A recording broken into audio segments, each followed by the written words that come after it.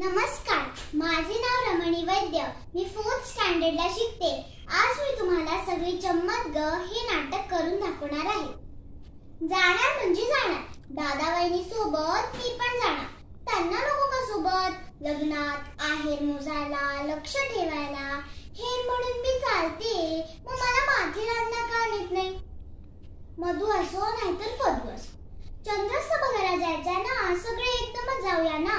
प्रत्येक गोष्टीची माझ्यावरच का बंदी? मोठ्यांना मात्र सगळी संधी. परवा आमचे आजोबा एकटे सर्कस बघू लागले आणि म्हणतात कसे, वा वा, काढता झुल्यावरच्या मुली, डोळ्यांचं पाणी फिटलं. छान, तुमचं चांगलं आयुष्य चाललंय हो आजोबा. तुम्ही झुले बघा, मी कीर्तनाला जाते. उद्या आमची आजी बागेतल्या घसरगुंडीवर जाऊन बसायची. नेम नाही. काल मामी आणि आम्ही स्त्री टू बघायला गेल्या. नेलं नाही हो मला.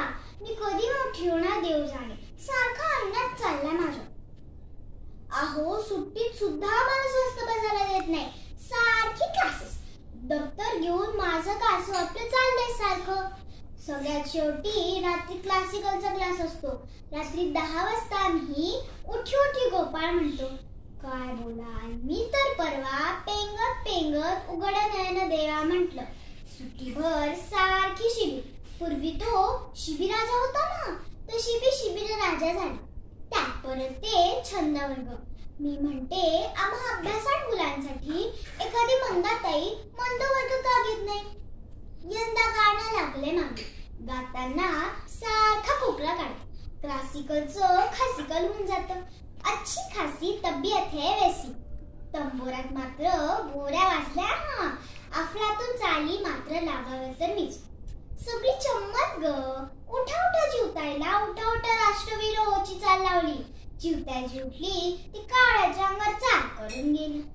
जोजोची गाणी तरी गोड कशाला ठेवतात? अंगाई गीताना सुद्धा दणदणीत चाल लावावी. आ देखे जरा किसमें कितना है दम. गप्पा गप झोपते बा. माझी मम्मी मला लहानपणी दुपटून झोपायची. दुरी दुपट्टा ऐकला ना, सेम आवाज. धक्के खात छान झोप लागायची. तरी बरं पप्पांची नाईट ड्युटी असते, नाहीतर मम्मीने त्यांना पण सोडलं नसतं. मम्मीचं माहेरचं आपटे नाव मला पटतच नाही. ते धोपटे असायला हवं होतं. अरे, मी काय गप्पा मारत बसले? अजून पोहायला जायचंय. मी फारशी पोहत नाही, वाहतच असते. सुरुवातीला नुसते पाय बुचकळायचे, सर सुद्धा बुचकळत पडायची. गाण्यातला असो नाही तर पाण्यातला, आमचा सूर नेहमी चुकणार हे नक्की. धन्यवाद.